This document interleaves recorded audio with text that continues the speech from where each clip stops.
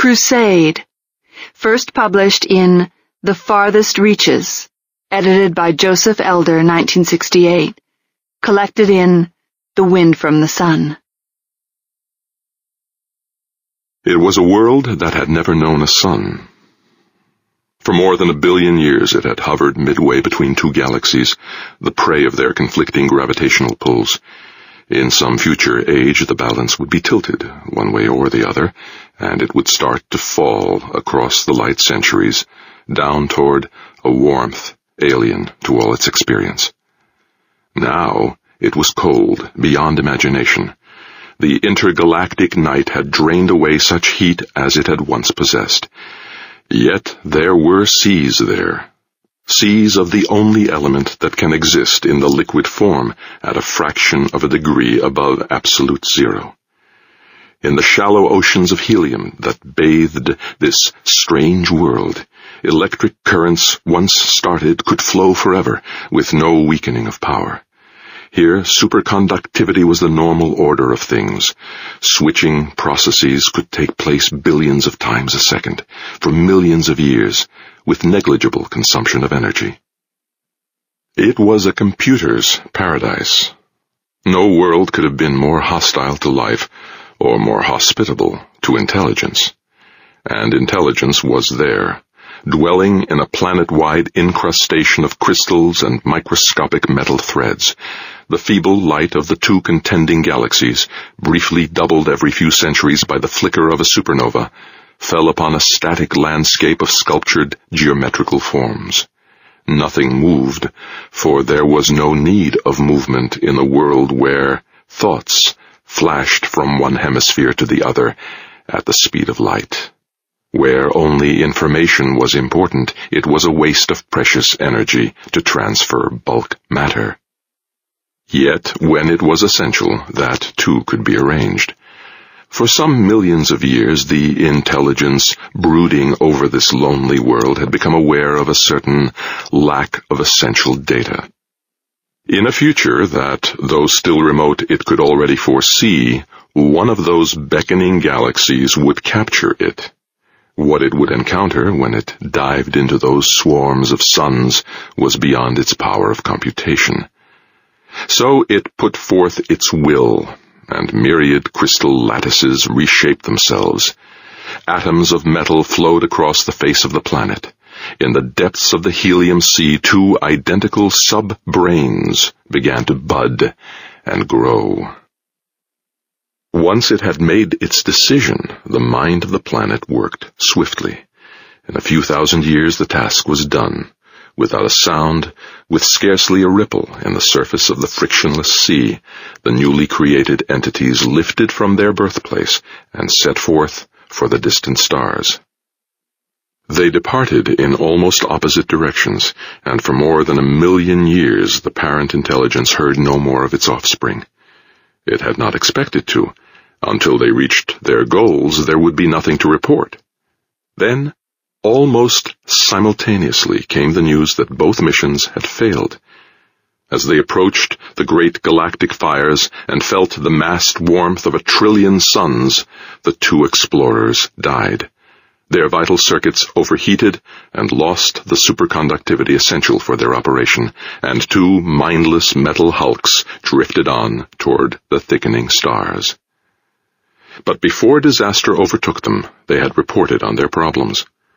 Without surprise or disappointment, the mother world prepared its second attempt. And 1 million years later, its third, and its fourth, and its fifth. Such unwearying patience deserved success, and at last it came, in the shape of 2 long, intricately modulated trains of pulses, pouring in, century upon century, from opposite quarters of the sky. They were stored in memory circuits identical with those of the lost explorers, so that for all practical purposes it was as if the 2 scouts had themselves returned with their burden of knowledge. That their metal husks had in fact vanished among the stars was totally unimportant. The problem of personal identity was not one that had ever occurred to the planetary mind or its offspring. First came the surprising news that one universe was empty. The visiting probe had listened on all possible frequencies to all conceivable radiations. It could detect nothing except the mindless background of star noise. It had scanned 1,000 worlds without observing any trace of intelligence. True, the tests were inconclusive, for it was unable to approach any star closely enough to make a detailed examination of its planets. It had been attempting this when its insulation broke down, its temperature soared to the freezing point of nitrogen, and it died from the heat. The parent mind was still pondering the enigma of a deserted galaxy when reports came in from its second explorer. Now all other problems were swept aside, for this universe teemed with intelligences, whose thoughts echoed from star to star in a myriad electronic codes. It had taken only a few centuries for the probe to analyze and interpret them all. It realized quickly enough that it was faced with intelligences of a very strange form indeed. Why, some of them existed on worlds so unimaginably hot that even water was present in the liquid state. Just what manner of intelligence it was confronting, however, it did not learn for a millennium. It barely survived the shock. Gathering its last strength, it hurled its final report into the abyss.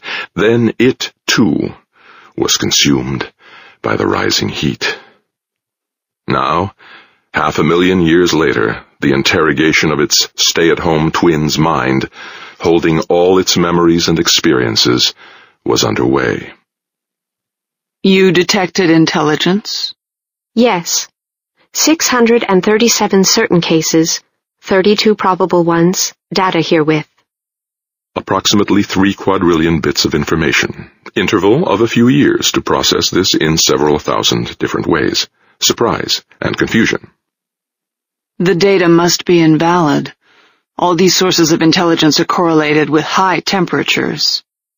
That is correct, but the facts are beyond dispute. They must be accepted. 500 years of thought and experimenting. At the end of that time, definite proof that simple but slowly operating machines could function at temperatures as high as boiling water. Large areas of the planet badly damaged in the course of the demonstration. The facts are indeed as you reported. Why did you not attempt communication? No answer. Question repeated. Because there appears to be a second and even more serious anomaly. Give data.